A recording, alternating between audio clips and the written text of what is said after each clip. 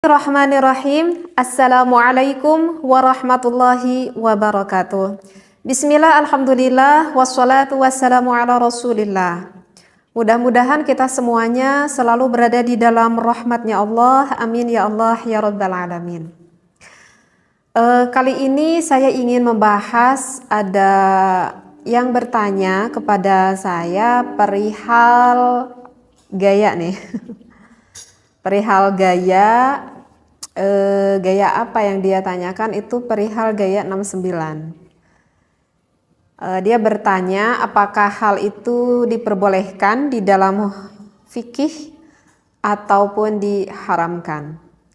Sebelumnya mohon maaf sekali ya jika didengar akan apa yang saya jelaskan misalkan agak sedikit tabu begitu ya, karena saya membahas hal yang seperti inilah gitu, yang mana bagi sebagian orang mungkin hal ini cukup tabu didengar, tetapi jangan berpikir negatif karena apa yang saya sampaikan ini adalah dasar ilmu yang ingin saya sampaikan. Karena apapun itu ya, di dalam beribadah kita itu diatur oleh aturan agama ya, diatur oleh fikih, sehingga tidak ada kehamhaman lagi gitu bagi kita yang belum mengetahui apakah ini diperbolehkan atau tidaknya. Jadi sekali lagi ya, jangan berpikir negatif akan apa yang saya sampaikan ini ya. Apalagi kan saya ini wanita gitu ya, seolah mungkin agak kurang pantas lah kalau wanita berbicara hal seperti ini. Nah, jadi ada yang bertanya sekali lagi kepada saya, apakah diperbolehkan di dalam Islam jika suami istri itu melakukan hubungan seksualitas dengan menggunakan gaya 69. Jika yang udah berumah tangga lama mungkin udah pada paham ya apa itu gaya 69. Tapi jika ada yang belum paham, misalkan ada yang belum paham gaya 69 itu gimana sih gitu. Misalkan yang baru nikah gitu yang belum paham. Jadi gaya 69 itu adalah posisi sang suaminya di bawah tuh biasanya suaminya di bawah dan posisi sang istrinya itu di atas. Tapi tidak seperti itu juga sih terkadang.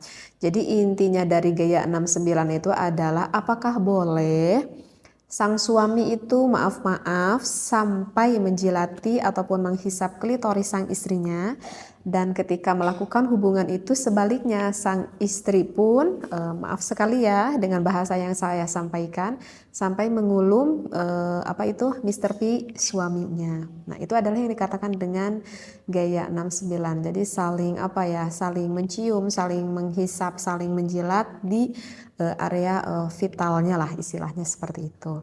Nah, apakah itu diperbolehkan atau diharamkan? Saya di sini berbicara tentang ilmu fikih, bukan ilmu akhlaknya ya. Sekali lagi saya tekankan, saya di sini adalah menjawab dari ulama fikih, bukan menurut perihal ilmu akhlaknya seperti itu. Nah, kalau di dalam ilmu fikih itu banyak ya sebetulnya saya temui di dalam beberapa kitab seperti itu, yang mana jumhurul ulama itu mayoritasnya membolehkan seperti itu. Dalil Al-Qur'annya kenapa dibolehkan tertera ada di dalam surat Al-Baqarah ya, pada ayat 223. A'udzu billahi minasyaitonir rajim. Nisa'ukum harthul lakum fa'tu harthakum annasyi'tum. Wallahu a'lam bil muradi. Jadi kan di lafaz itu dikatakan nisa'ukum. Nah, gitu kan?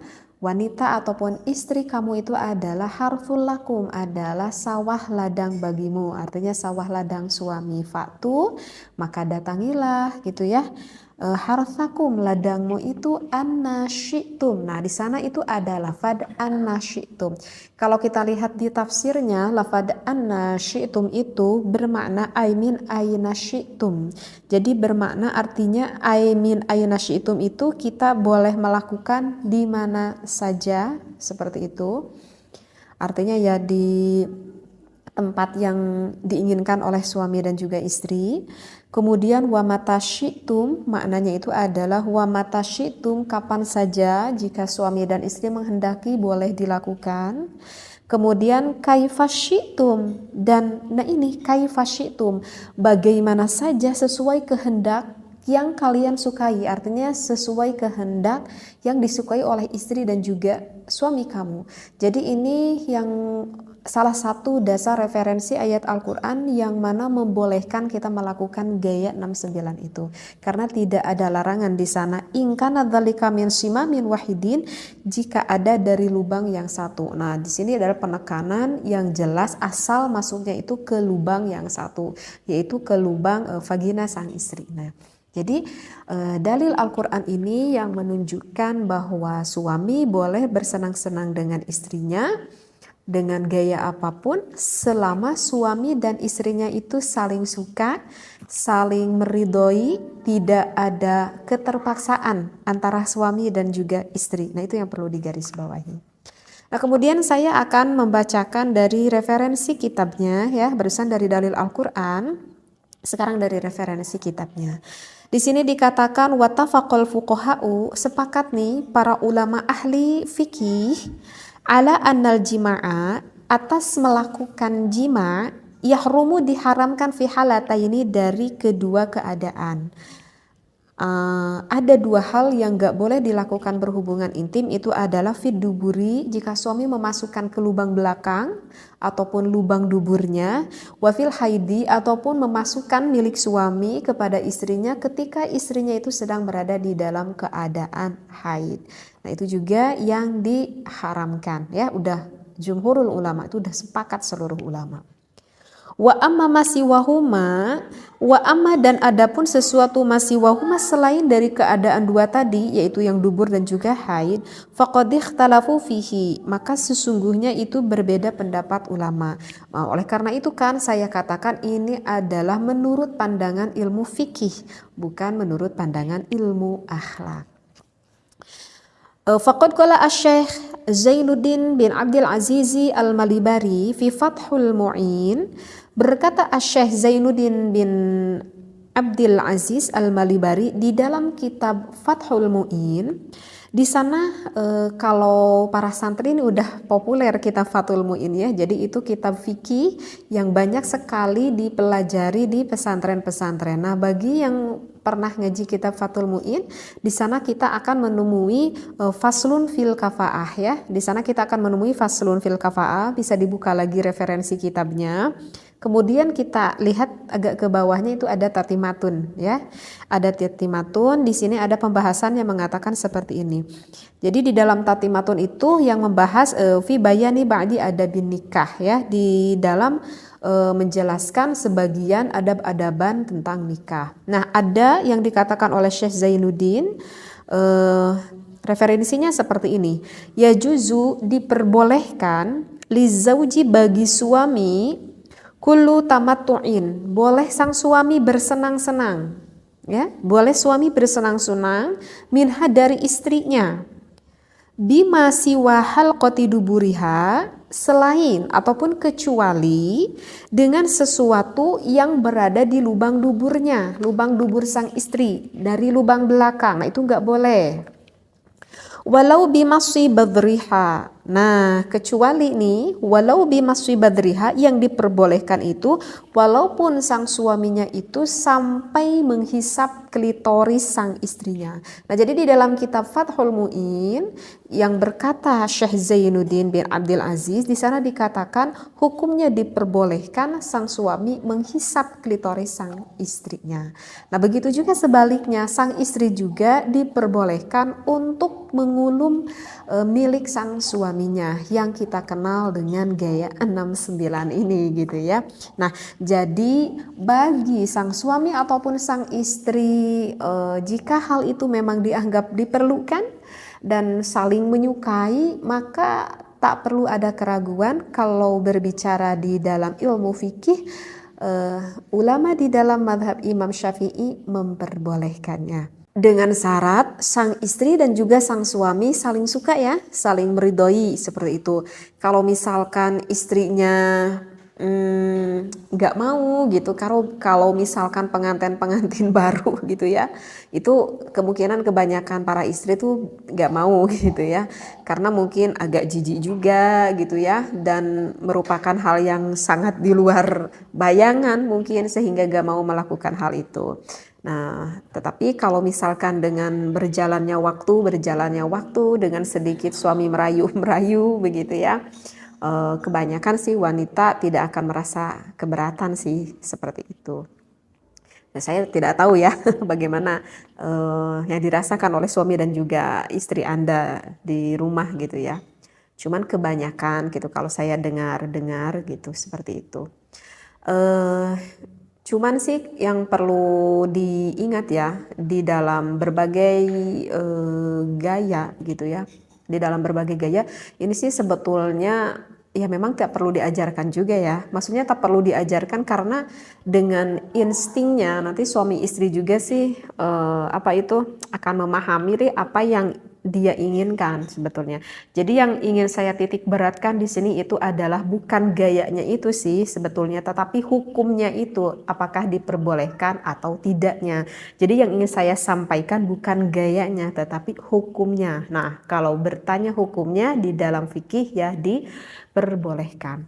Dan harus diingat ya, wahai para suami dan juga istri, di dalam melakukan berhubungan seksualitas itu merupakan ibadah ya, itu merupakan ibadah bahkan yang besar sekali pahalanya.